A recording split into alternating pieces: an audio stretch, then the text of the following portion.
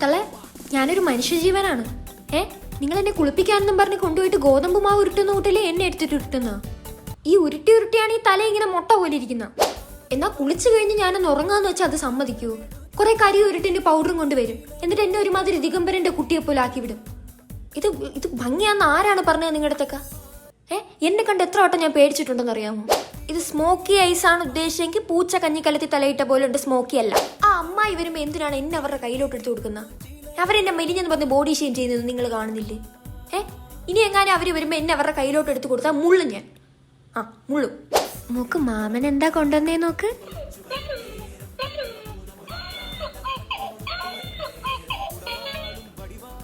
വേറെ ഒന്നും കിട്ടിയില്ലേടേ.